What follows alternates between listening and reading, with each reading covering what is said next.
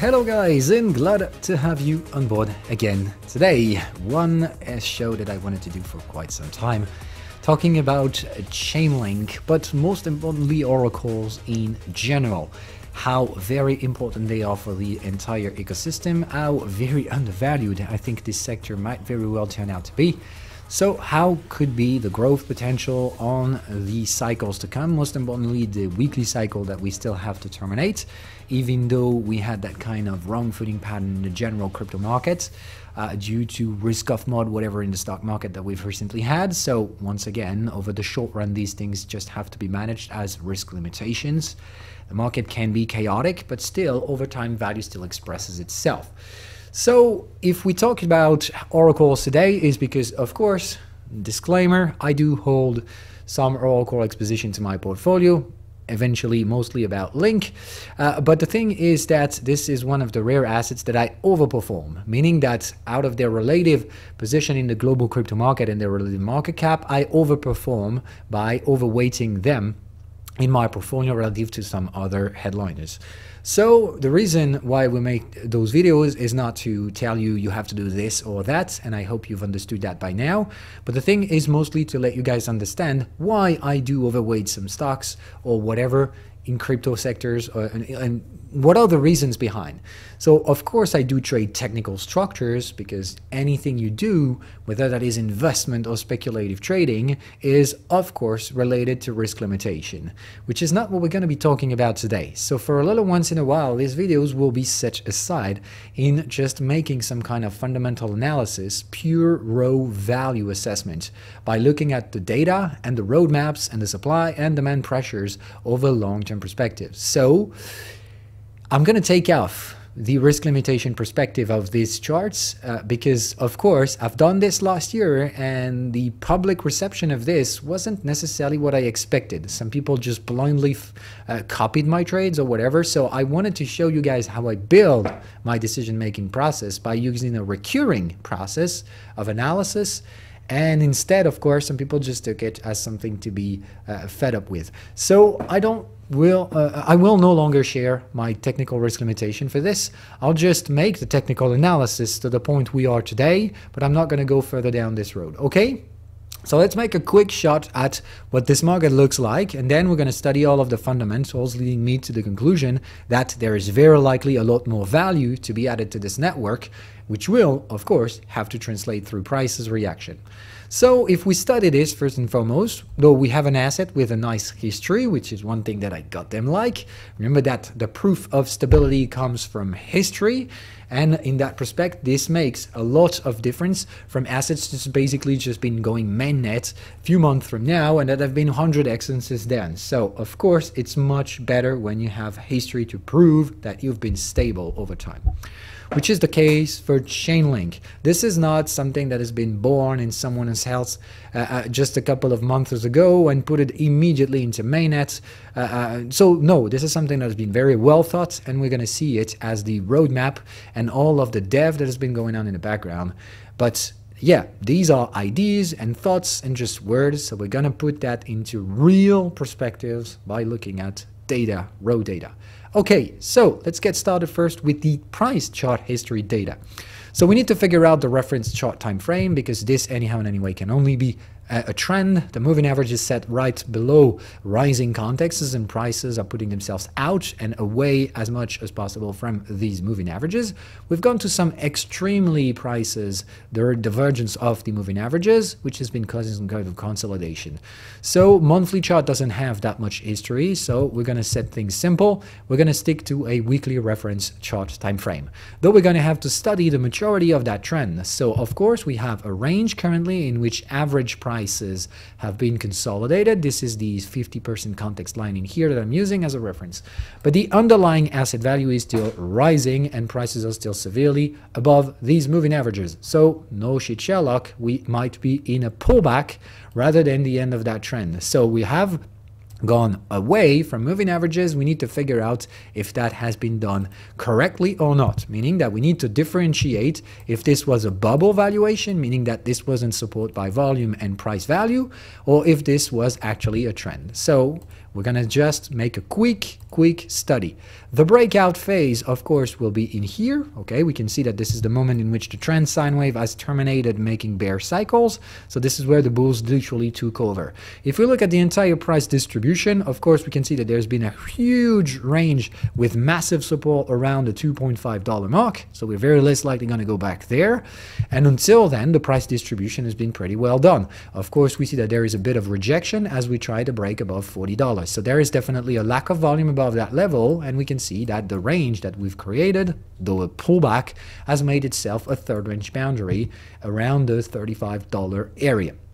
So we do have intermediate resistance in here, but as the trend is pushing up and as this is no more than a pullback, we will definitely experience higher prices. At least the technical probabilities of this are significantly much more probable than the opposite. So prices should keep rising on Link. That's one thing we can tell, because this this trend on the weekly reference chart time frame has still its final excess to make. Okay, we've had the breakout and we're going for the pullback as we're finally terminating a bear cycle in here.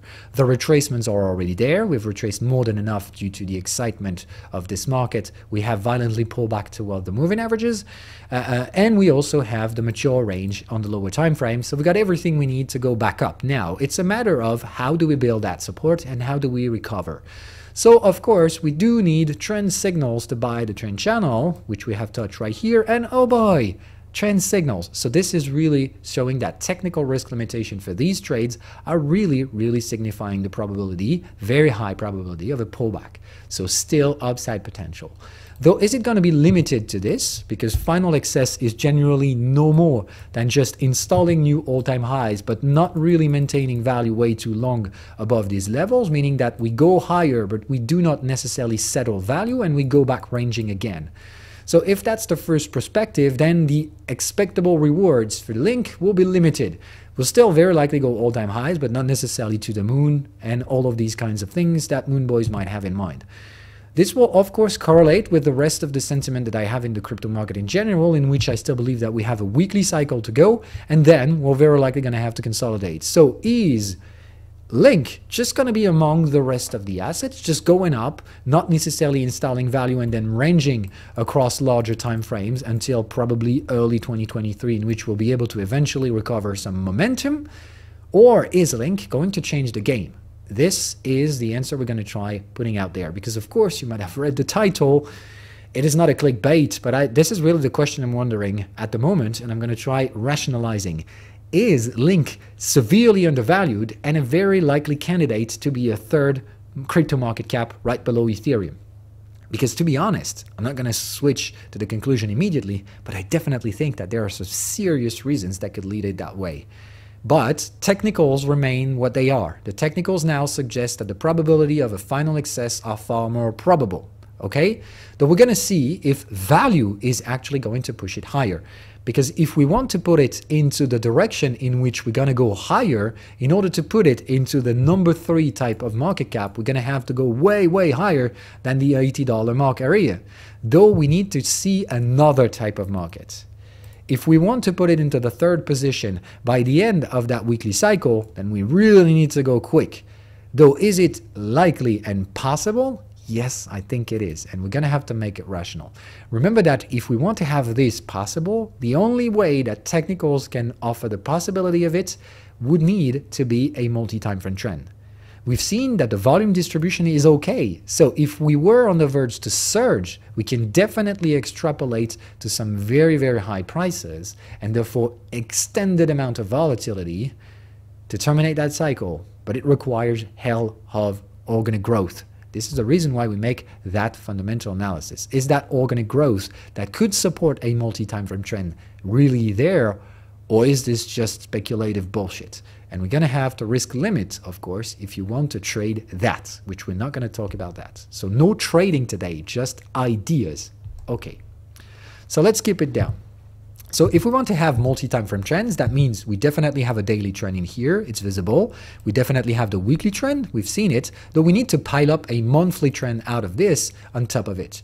And if we want to have that, there are a few signals that I would like to get to confirm the very likely probability of this to happen. The first one being that I want to see final excesses being very excessive on the daily chart time frame, and the daily chart time frame definitely have been excessive in here. I want to see the weekly chart being excessive as well. So what I would like to see is indeed market going excessive in here without terminating their trends over the $60 to $80 mark. This is the speculative technical area for final excess. I want to see prices breaking significantly above that. That would be the sign that the intrinsic demand and the actual value, the supply to demand ratios of this asset is pushing it further down the upper limits, further upward throughout the limits. And in that perspective, that will be the sign that the growth is outpacing the technical weekly chart structure and pushing it to a multi-time frame, weekly to monthly reference time frame. And in that perspective, I'd like to see prices going extremely parabolic. And that would nearly be a bubble. That would just be the sign of extended amount of growth further down the road. So to do that, we need to study the asset itself and its supply and demand mechanics. And we need to do it well, not the way I did last year by doing very quickly over the CoinMarketCap's data, which is mostly bullshit. So we're going to use further down the road Masari, which is much, much better in terms of true technical risk and supply limitations. So we're going to first study the initial supply breakdown, 30% to the team and founders. This is really to the project and founders. So this is definitely big kind of distribution, but not necessarily out of the rational standards. We've seen many projects distributing heavily to the teams. These must be assets that have long-term visions. If you immobilize 30% of the market cap at launch, that means, boy, you need to have a vision, not just a short-term scaled stuff. We need to have something that will ripple out through multiple years. So of course, I invite you to read at the white paper of Chainlink. This vision was definitely there back then. Of course, 35% sold to investors and the rest as pre-mined rewards. And we're going to see at the token distribution that this reward still hasn't been spent so far. Okay, the supply schedule is their vesting schedule? Absolutely not. The only one was node operators in the cost system, which could potentially be liquid by now, but they are locked in a smart contract, which we'll see right after. So the entire token supply is supposedly liquid, but of course the 35% in here are not, because they yet haven't been sold. The public sale is liquid for a long time now, and the company tokens have started selling over time, and we're going to study the token distribution in greater details afterwards. So in order to do this, we're going to switch to the chart tab in here and study the supply distribution over time by looking at this chart. And on a year-to-date basis, what we can see is that we were back at 406 million tokens circulating, and today 467, which accounts for approximately 14.5% inflation over the last year. So this is not crazy. Most of the assets that we've seen recently have much higher levels of inflation. So as always, inflation must be studied because inflation is not bad. It is triggering kind of actions sometimes, like Cosmos inflation is forcing users to stake the tokens instead of going in and out and doing the stupid speculative bullshit. So it is a targeted inflation stuff for Cosmos, which is not the case in here because this is the team and founders who's been selling. Though in that perspective, whatever happens in here is dilution type of inflation, meaning that these guys are selling the tokens to the markets and to the investors, though whoever is demanding the token is the counterpart of the team, who is selling to do what? To just get billionaires and flush the hell out of it? No, the team hasn't changed recently, which is great. That means they have confidence in the project, but they're selling to develop. They're selling to produce new products because, of course, they have long-term vision. Whatever Link has done during the latest few years to build it up to the way it is today is because they've offered products. They have created demands, and they need to create more demand to keep up the pace in the future. Though this inflation in here is dilution of the value to create more products. So what we want to see out of this is new growth. We want to see new products and new developments that will hopefully trigger new demand and therefore new rewards for the actual system itself. And in that perspective, higher reward for the investors. So this better has to be producing something that will create growth. Otherwise, we've just been diluted by the teams. So the big question of this is, what the fuck did they do with the money? And how much money did they put out? Raw calculation tells us that regarding the approximate prices in which the sales occurred, they have been putting approximately $1 billion off the market. So this is serious money. Though we definitely want to see some serious growth coming out of these development teams because prices haven't severely been shocked about it. We're pretty much flat for the entire year due to this dilution, which means just 40% inflation has been enough to cancel all price action. So now that the money has been spent, we want to see the products that have been developed. Reason why we're going to deep dive into the demand factors and the company's roadmap. What have they done with that money and how much do they have left to build some stuff further down the road? Okay, now token distribution, because there has been hell of bullshit circulating around the token distribution of Chainlink being extremely centralized because the top 100 holders hold more than 80% of the coin. So this is really centralized shit, folks. Really? Oh boy. As always, have a look below the surface. Most of the time, people are spreading nonsense bullshit, which is exactly the case in here once again. So the token supply is a fixed token supply of 1 billion, which is very great. That means even if we do have inflation, it will be capped at some point. So the supply token mechanism is great when it's capped up. So definitely a good point. We know the maximum diluted cap of this token because there's not going to be unlimited inflation. Then we figure out, oh boy, what is this? 35% node operate. Oh boy, that's the thing that we had on the initial distribution tokens, right? So that means this thing has been distributed 35% of the actual initial supply, and none of it has been sold already out of more than 3 to 4 years existence of the project. So once again, you can criticize stuff, but if you don't understand it, you rather like to shut your mouth. So 35% of this thing is locked in a smart contract that hasn't been spending a single token so far.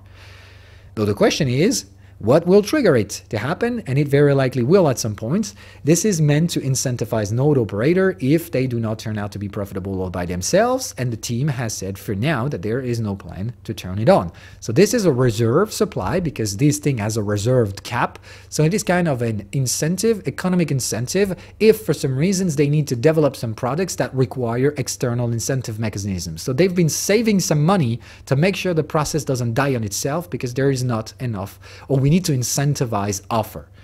Though the project's vision is to create demand to pull up the offer to be profitable by itself, but they do save 35% of the supply to make sure to be able to compensate if necessary. So this is not something that is going to be diluted in front of our asses by tomorrow. This is something that they save in case of extreme measures. And we're going to see further down the road that there might be some counterparts to counter this thing, or we might even be receiving part of that thing and that inflation, but we're going to talk about it later. Until further notice, this thing hasn't been moving at all, and the team is pretty transparent about how they use the token and how they do sell their own tokens because they have named all of their wallets accordingly. So good points for transparency in terms of Chainlink. Lots of other projects don't even do that, which is a massive disclosure problem. So they at least have done the bare minimum of naming the addresses.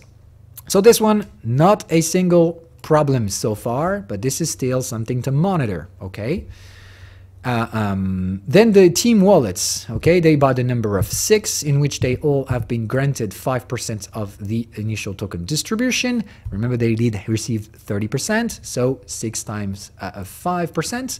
And out of these wallets, 2 have been absolutely unchanged, okay, and 2 others have been emptied partially. One is still very limitedly resting as team wallet number 5, and the number 6 has been entirely flushed out. So basically right now, the team has 80% of the remaining circulating supply, of the entire supply, remember, okay? So out of the circulating supply, if we take this out of the table, the team has approximately 24% of the supply.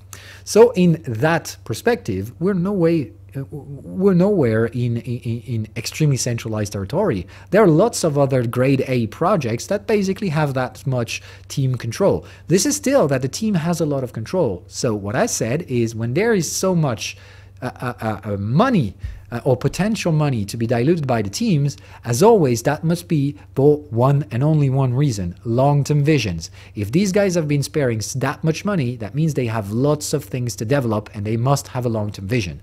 Otherwise, this means they guys will sell the shit in front of your head, meaning that they will take the money out of your ass, which will dilute the value that they may even create. Not the case for Chainlink. They have long-term visions and they've already proven that. But we're going to have to make it rational. We just do not believe them. We're going to have to see this. Okay, though in terms of token distribution, if you look at the distribution itself, so if you take this one off the table until it actually starts to wind down, and we're going to see that is very likely not, at least not now, you take away all of the teams' wallets and the exchange wallets, okay? So exchanges and team off the table, and you're left with this, okay? This to this. Half of the supply is in very tiny accounts, and half of the remaining supply is in kind of big whale or big accounts that independently do not hold more than 0.5% of the token supply. So, is the token distribution centralized? Fuck no, this is absolute bullshit. There is an absolutely normal and average token distribution, and we have lots of other grade A projects that have similar tokenomics and token distribution, not to say that some do have a way worse distribution than that. So, yes, the team still holds a load of tokens, but this is not early investors. You need to understand that this is not guys who've been making 300x and are going to sell in front of your shitheads. This is really like the teams in which every sale is supposed to create value, which further down the road should trickle down into your pockets anyway. The money they sell in front of your assets is supposed to create growth later. So as long as you hold this token over time, you're supposed to receive the value one way or the other. The risk in here is that the team might be selling to produce bullshit. So this is more of a confidence in which the way they'll use the money is going to produce growth. So we're going to have to look at the roadmap now. This is really what matters the most in this project. Is this money going to dilute our asses, or is it going to produce growth that we're going to see as token reward by inflating the prices? Okay?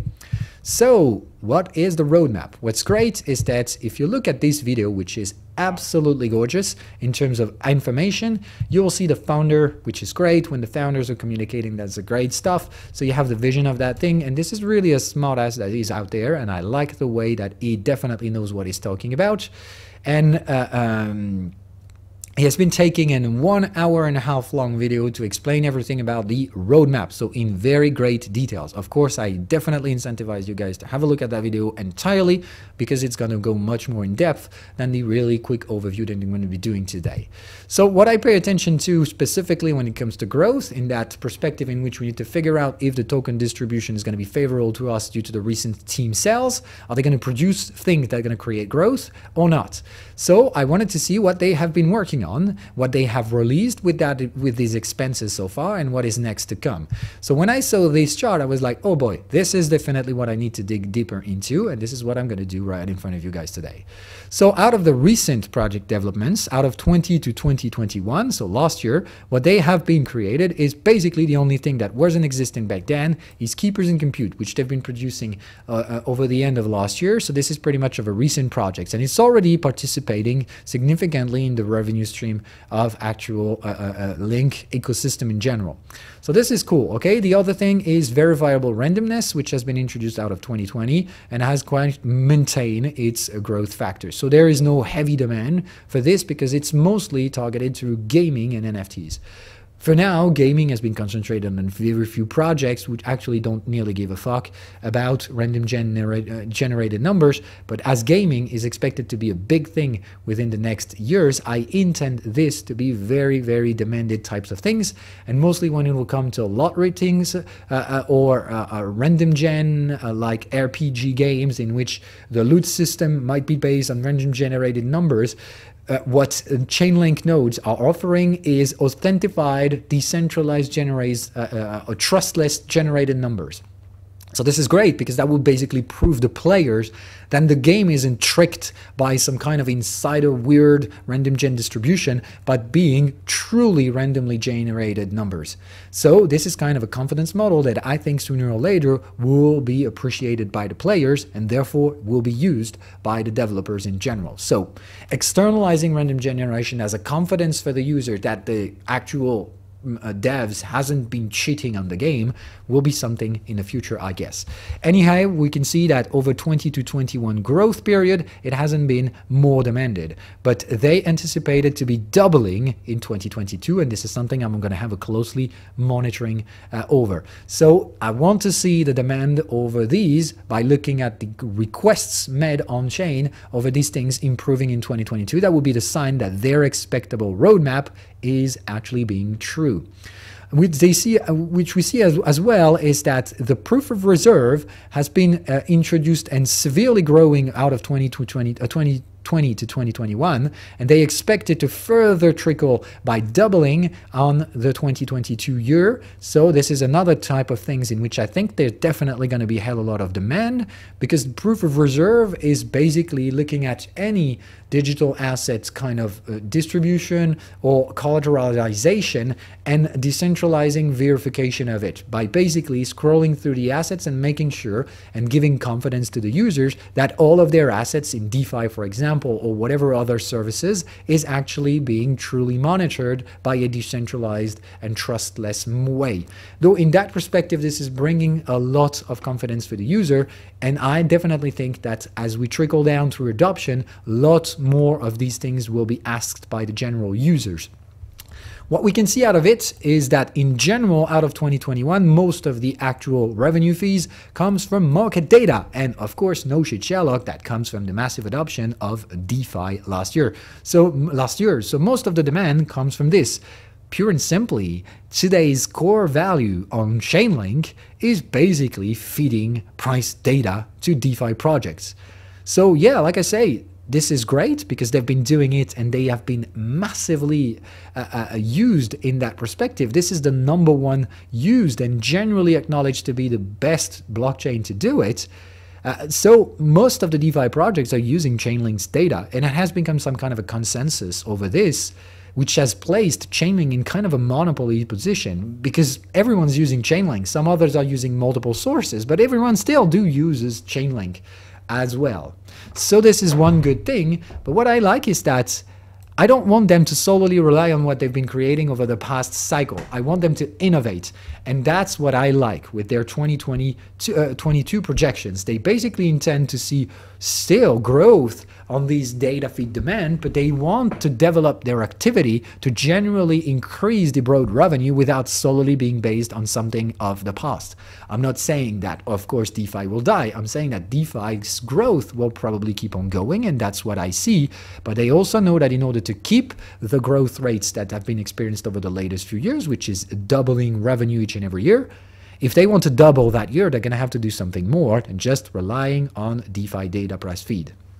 Okay, so this is great, but what I like is that they've been adding some other stuff to this, though roadmap. This is what I want. What are the new products you folks are working on? Because these are the products we paid for when you sold in front of our asses.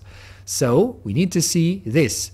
What is new into this thing? That we got the orange stuff, the yellow stuff, and the brown stuff. So we need to figure this one out.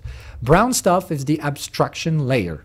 To make it plain simple, this is something that of course I like a lot because they are focusing on integrating enterprise kind of blockchain data, though either by creating sovereign, self-sovereign blockchains, Cosmos-like of things, in which basically companies themselves will build their own blockchains which will provide numerized digital data, which can be directly assessed and picked up by, for example, Chainlink nodes to provide data to execute smart contracts on whatever, for example, is if that wallet has been selling this thing, or if that wallet holds more than 5%, then execute this or this smart contract. All of this is triggerable demand kind of data. And I think definitely Chainlink has been working on integrating this. And by the abstraction layer, they also want to help integrating existing outside of cryptocurrencies companies to digitalize some of their data to help making more precise decisions in smart contracts decided kind of actions. So the entire business model is based on making smart contracts evolve by bringing them more and more data, more precise data, and more important way of processing that data, which we're going to talk right after. So this is real great because, like I said, the private sectors and enterprise layer of the existing economy is very likely the next way to move into cryptocurrencies. And if they do, then of course, having some services to help them in is absolutely required. Though I like the fact that they're working around this. And if we have a look at their expected revenue stream for this, they expect it to be as rewarding as the keepers have been last year, which we're going to talk about because keepers is one of the things that they've been paying for in 2021 to develop, and it has already been delivered. What is great is that it's already kind of making hell of a revenue stream, which is great. They expect it to rise in 2022, but not that significantly. So let's talk about that, because I think that they've been underestimating the potential growth of these things. So what is keepers in compute? Because to be honest, when you deep dive into this thing, I don't know if it's really going to be that widely used, but if it turns out to be kind of a trend in which people get to use it and then more people tend to understand how it works and find it more efficient, though they're going to use it instead of their natural way of communicating with through smart contracts, and this can create a lot of network effect. So this is what I like in every project, and this is where I think they've been putting some very, very shy numbers. This thing could definitely roll way more than that if they eventually turns out to create more demand by network effects, because the value capture on this thing is very great. Let's talk about what this is all about. So this is DevOps operation, which it is basically what they're offering is to externalize computation of actual decision-making processes or portion of decision-making processes in smart contracts themselves. So to put it plain simply, the thing about smart contract is they generally tend to interact with money, which means you put some money into the smart contracts, and when the smart contract is executed, there is a set of code lines that will define in which ways the money has to be either distributed or pull back to the original sender, or lots of other things. Okay, it's just executing commands on the blockchain in a decentralized, trustless manner, which means the money you put in is 100% going to be executed the way the code has been designed for. No one is going to intervene and cheat on that like a bank could do or whatever. There's no third party that can fuck up the execution. It will be executed the way it's been coded for. But what needs to be understood is that what they try to implement with these Chainlink Keeper stuff is that they're going to use, and it's already live, okay, and it's already deployed on actual Ethereum mainnet and Ethereum Cove and testnet, as well as the BSC mainnet and testnet and Polygon as well. So they've already deployed on the most demanded blockchains today, which is great. This thing is actually truly working. So the way it's working is like that. Chainlink Keepers is going to allow developers to create custom smart contracts in which a portion of the code is going to be externally executed by the Chainlink Keepers, which means what the execution of the code, which tells where the money is supposed to go, is hard-coded in the smart contract, which is stored on a decentralized blockchain, okay, as well as the funds that will then further down the road be distributed. So the funds are safe and stored into the blockchain. So of course, if you want to put heavy amounts of funds, you want to go for the safest blockchain, you're probably going to opt for Ethereum. If you want to go for a cheaper, less gas fee use type of things, you're going to go for Polygon, or eventually even Binance Smart Chains, whatever, okay? So the smart contract data is stored 100% immutable on the blockchain, waiting to be executed on demand, okay? Though external pings for the smart contracts require the users to pay gas fees, which means sometimes devs who want to have regular updates on the smart contracts tend to pay regular fees, like they're going to ping on the smart contract multiple times a day or a week to update on the expectable requests that have been made inside, which means sometimes there are external data requests that are actually most likely coming from Chainlink to say if prices drop below this, then execute that and liquidate the contracts or whatever. So this is the way it works today. The smart contracts calls for sometimes external data, most of the time price data feed from Chainlink, okay? And if the price data Chainlink executed sales, this is above or below a certain trigger, then the smart contracts execute its commands. What they intend to disrupt is to say, we do think that this thing could work in a more efficient manner. Instead of calling for the smart contracts multiple times until the actual condition is validated itself, we would very likely help you externalize the activation of the smart contract. So in that perspective, you're going to define a set of rules written and hard-coded in the smart contract itself, and the chain link keeper, once you declare that smart contract into the keeper stuff, they're going to look at this, ping the code, and say, okay, we have that code and we're going to run it on our end, and you're going to have to pay link as a gas fee instead of, for example, paying ethers or whatever, and you're going to just basically fill your kind of bank account with links that will pay for the internal execution of chain link keepers, which we're going to scroll through these conditions until they are valid.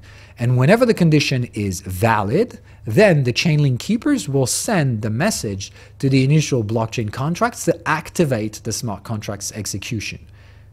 Okay, so what they do is that they externalize the condition triggering of smart contracts, making them more self-operable with less and cheaper fees. Though in that perspective, you just fill in links instead of the native smart contracts thing to have less recurring pings on the blockchain itself to execute or not the smart contracts, and you externalize the trigger to the chain link keepers, which will look for the smart contracts, and you define how quickly you want them to be overlooked. And of course, anytime they have to check the data, they will charge a very small fee in link, which creates demand for link, which is great, because the link that is going to be put into these chain link keepers smart contracts will be locked link. So this is taking some links off the supply, because link have to be stored into the chain link keepers kind of data bank, in which some of that link is paid as a fee to the keepers, which are node operators in the ecosystem. So some of it gets out as it gets used, and mostly gets sold by the actual node operators to cover for their expenses. But it is isolating some of the links that are going to be put out of supply, which is one very good thing. Remember that we had some uncertainties regarding the dilution of the supply by eventually the node operators being used out of the 35 reserve they have, 35%. But if we reduce on the opposite end the circulating supply, that is very great, because any demand will push prices higher. So this is one very good thing. And to be honest, I think externalizing a more intelligent way of triggering smart contracts could definitely change the game. And like I said, if people understand how cheaper that solution is, and if it turns out to truly be, then a lot of people will externalize smart contract triggering to these chain link keepers, meaning that portion of the fees that would initially be paid to the blockchain itself will be derived into chain link exposition prices. So chain link might take a bit of the cake of the big smart contract demand that there is, and that they expect will keep increasing significantly over the next few years, and I definitely agree with them. So what they intend to create is kind of smart contract, more intelligent and more precisely executed, rather than being called and pinged so many times at the expense of very high gas fees due to congestions. So they want to somehow reduce congestion by less likely calling these smart contracts, by doing it externally and more cheaply, but more intelligently in the beginning, but still in a decentralized, trustless manner. This is not a centralized entity that's going to ping the smart contract when the conditions are required. This is going to be an external, decentralized set of validators that will take care of it. Though very smart way to do it. Though there could be demand, but this is still speculative, but this is where I think there is the most hidden potential value in this thing, because this could create a massive, massive network effect if everyone that is using smart contracts on the main blockchains that we've been mentioning, BSC, Ethereum, and Polygon, if these guys want to reduce their gas fees by having smarter way of executing, by still having decentralized processes in the background, they could definitely all opt for these options, because Chainlink keepers will integrate all of the API calls that could be provided by Chainlink natively, which means you do not have to pay for the data fee instead. Though this is really like an all-in-one solution at a very cheaper expense for a more intelligent way to process these things. Though back then, smart contracts had to call for link APIs and therefore pay for the fees anyways in link. Now they're going to be able to directly use Chainlink keepers, which already process the same data, and still have to eventually use multiple data sources and conditional triggering. Though they could be using times any API connected to the Chainlink ecosystem and validator things, they can ask for external data, and it's really an on-demand kind of condition validation structure. The real great stuff and really smart way to put this into motion. Though we've talked about the abstraction layer, we've talked about the keepers, though cross-chain services, we're going to save this one for slightly later thing, because right now I'd like to talk about data marketplace.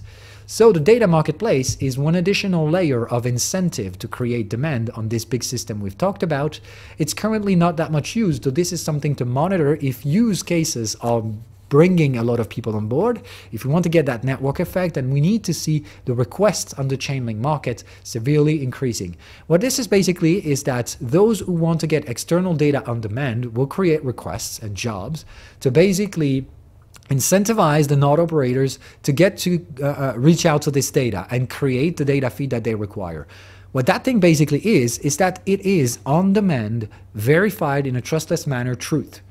What they want is to create a market for truth, which is basically digitalized version of verifiable information. If anything can be verified, and if someone pays the appropriate amount of money, then the node operators will process that thing and create a data feed for it, which will basically allow you to get either recurring validation of one state of one thing, or whatever that is, okay? Like for example, if you want to make sure that you have 100% verified and trustless, for example, revenue growth on that companies into the S&P 500, then you might want to ask a node operator to catch up and verify that data 100% verified in a trustless manner for you, and you're going to have to pay a portion fee to get that data to be processed and verified by the nodes, which is basically what we've talked about. This is helping bringing real-world data in a verified, trustless manner to be integrated later in smart contracts, which can create more dynamic way to create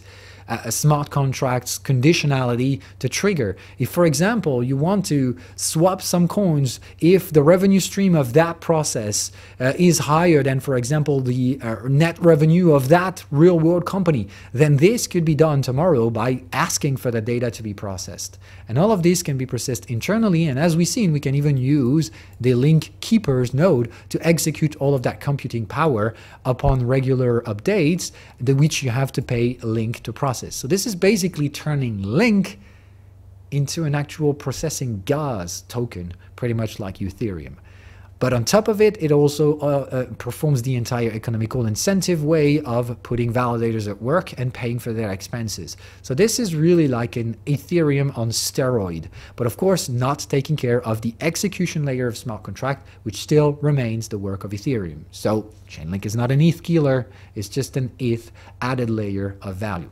Okay, then next on this is not staking rewards. We're going to talk about this one for last. But still, what we need now is to talk about Crossteam Services. Very interesting thing. So what they want to create is this, is kind of a really meshed stuff, which is quite similar to what we have with the IBC in the Cosmos ecosystem, but not necessarily that way, because the IBC is more like a Cosmos internal way to communicate, which is easy, free, and helps communicating both tokens and data, and this is really like the communication favorite for every blockchain that is compatible to IBC. So this will never be an IBC killer. I think instead this could be a data an Oracle data kind of communication protocol that, of course, they have been designed to be working more efficiently with Link, but could eventually be used by some other Oracle networks, which is great because they wanted to make it multi-chain, to basically create a set of complex data processing stuff. Same old stuff, this could be used into the Chainlink Keeper stuff, which means that the Chainlink Keeper will be able to process and gather data using that protocol into multi-chain stuff. Whether there is transparency transposing commands or tokens, pretty much an IBC stuff in here.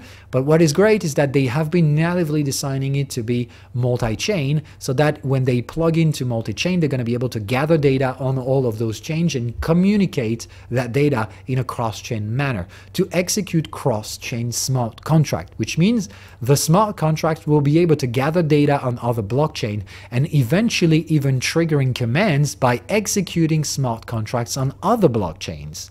So this is one great stuff, because this is nothing like the IBC has been designed to do. IBC is mostly designed to create unlimited possibilities of transfers inside IBC connected blockchains, but this is really a blockchain oriented communication protocol. What they do is a smart contract communication oriented protocol, so not the same layer. IBC is at the blockchain layer. CCIP is at the smart contract layer, which makes it not a competitor, but really an added value on the layer of smart contracts intelligent processing. Though I really like that stuff. I think this is really smart, and they're working on it, and it's supposed to be released on 2022. So they've been spending our money, but they've been doing it in a very good manner, still following and pursuing the same old broad vision that they want to create this massive decentralized mesh network of interoperable, cross-chain, and very complexly meshed up decision-making process of executing programmable money, basically smart contracts, in a trustless manner between different blockchains in which they're going to be connected to, and they just want to be the intermediate layer that processes it all. And this is real smart, because the token economy on smart contracts is absolutely gorgeous and immense in the future. Reason leading me to believe that the things they have been putting in here as a trajectory of projected rewards on the system itself isn't that crazily overvalued. I definitely think these are rational outputs, though I'm definitely going to go down to 2025, but what they've been putting, at least for the next couple of years, I think is definitely reachable. So there's one last thing we need to talk about, as we've dived into what the abstraction layer is and how it can definitely provide a bit of value to the diversifying stream of income, and how these diversified stream of incomes are expected to be major value producers over time, not just a simple data feed that is basically Chainlink V1. What they want to make out of Chainlink is diversifying sources of income, which is absolutely necessary to sustain growth. And what we've seen today is that the directions that they took is very smart, very well thought, and if there is the expected demand, I see absolutely no reasons for the growth not to be parabolic for these kinds of things, because they've severely diversified the source of income, way out of just pricing in the feeds and selling that to DeFi users. Okay, so really a lot smarter decisions in this. We'll see how this ripple out through the 2022 year end, but until then I remain very positively orientated on the way they've been using the money toward new money distribution in the system. And there is one last piece of evidence that we need to talk about. Chainlink staking is coming in 2022, because upon Nazarov, it's been saying that some of the node operators, even though they have no monetary incentives yet, remember that the 35% node operator reward fund hasn't moved at all. So without single external incentive, some nodes in the network are already operating profits. So by seeing this in 2021, they've said we're gonna start moving in to increasing the network's security. As there is external additional revenue to come in, we're going to use that not to just make ourselves even richer, but to distribute that money by increasing general knowledge, by increasing general security of the entire network. Because of course, as more revenue streams are created, we're going to have to secure the data as well, which is one, of course, very smart way to see this, not in a short-term sighted vision, but more of a broad, secure, and long-term vision. So this is real great. And this is one way we can get risk limitation over the potential further use of these node operator dilution 35% we've mentioned earlier. Because if they introduced staking, that means a portion, at least a portion or a significant portion of that 35% remaining supply could be delivered to users, okay, through these staking purposes. So let me just show you a chart of what they talk about it. I think this is where they do. No, this is what we're going to save us for later purposes. Staking. Okay, here it is. Where's the chart? I think it's in here. Okay, so this is the chart it's been using. Basically, the way they want to be doing this is that either we're going to use the external source for income, which is the incentivized node operator fees that could be used if for some reasons the nodes do not operate profitably enough. But what he says is that as most nodes should turn out to be profitable in the future, we could use the funds in a decentralized way by using delegated staking, which in that perspective will incentivize link tokens to be staked to some nodes, which will increase their security as the collateral that will be incentivized in a proof of stake manner will be bigger. Therefore, the security incentive not to corrupt the data will be bigger. And of course, as people will delegate their funds to some nodes processor, increasing therefore their security, they will be able to claim portions of the revenues from that node. And in that perspective, if we ever intend to someday distribute node incentives, then by staking, we will receive a portion of it at least, which is real great because that avoids dilution of this remaining 35% that is still dormant as we speak. This was the biggest risk we've highlighted earlier in terms of supply distribution. If for some day we start incentivizing the node by sending them some of the tokens, then that dilutes the value unless we can capture some of that value by staking our link. And on the second hand, what staking also does is that it reduces the supply, because people will have to stake their tokens very likely with lockup periods, which will put some of the link out of the circulating supply, therefore putting each and every linked demand to upside price pressure. So this is really a good incentive for both securing the network, because as it scales up and as it gets more and more used in the broader ecosystem, the native security of the data processed and secured by the network has to be increased. So this is one way to maintain decent level of security. But this is also the reason why, in the beginning, I always thought Chainlink was undervalued, because if we add up all of those information and expectable higher demand due to multiple sources of income, not just the simple price feed data stuff, which is already making some nodes profitable by the way, if we get staking incentive which will reduce the supply and further down the road limit the impact of potential node operator dilution from the market from the supply, then I see very little amount of risk to invest in Chainlink. So what are the price potential of it? Well, if the demand truly is there on the multiple sources of income that they have been pulling out for us, then in that perspective, prices can only rise. And if you understand it that way, if Link becomes an absolutely mainly used, more intelligent way of interacting with smart contracts, it's going to be everywhere because it's going to produce the data to process these conditional triggerings. It's going to be the decentralized network that will execute this early triggering while still maintaining external security on the execution chains.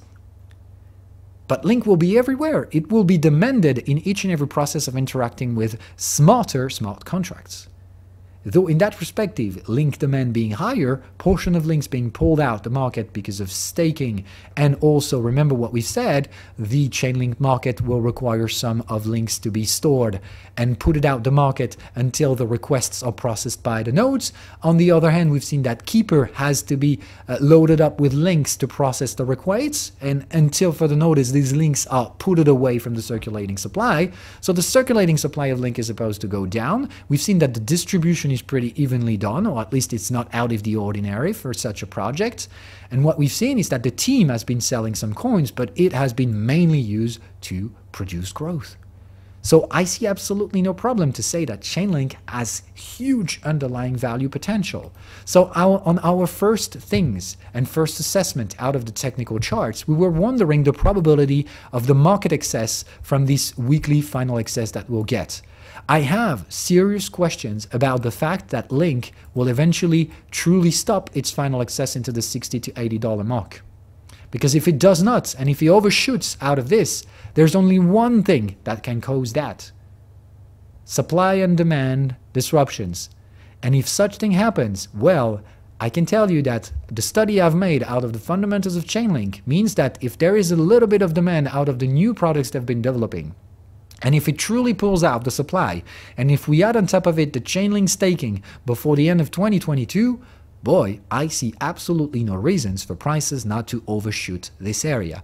How far can it go? To be honest, I don't know and I don't care, because if it happens, that will tell me just one thing. Yes, they're very likely going to be pullback and consolidation once again, but that will tell me that anyhow and anyway, the weekly charts will maintain higher low points, and that will tell me that the likelihood to get a monthly trend, okay, though something that will extrapolate prices rising on a multi-time frame manner, daily, weekly, monthly, which means this thing will look parabolic due to consistent growth. Remember that.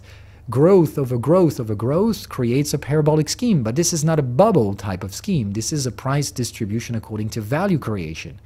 So if the value creation we've assessed is truly there, well, boy, this chart is going to look parabolic, and the current price distribution is nothing like a bubble. It's just an open door for growth to express through prices if growth is turning out to be true. So this certainly doesn't come out without risk-taking. But is Link undervalued? I definitely will say it is a big yes. Is it going to ripple through price action? I don't know yet, because this comes from adoption, and adoption is something no one can truly predict.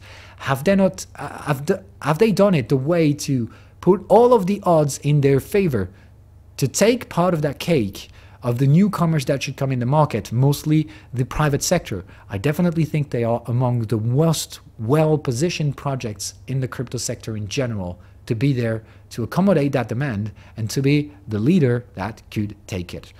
Well, without further ado, I'm going to terminate this thing because it's a way too long shot today, but I wanted to really deep dive efficiently into this project. I'm going to terminate by saying once again, I do hold Link in my personal portfolio, though I'm not shilling the coin. I try to remain as objective as possible, and most of what I've said today is just pure data.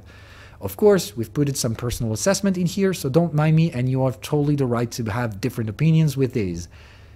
But remember one very important thing. If you just trade out of raw ideas without putting some technical analysis on top of it and risk limitation, well, it's not going to work.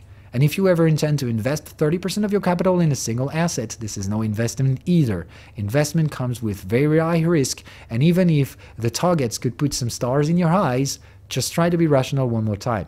Do your due diligence risk limitation, trade with your own risks, contact your financial advisor if you do have one. Don't be dumb enough to just trade ideas, please. Okay, trading, even if it comes down to long-term investing, cannot be done without a technical risk limitation. So please, listen guys, just don't copy. That being said, bye-bye.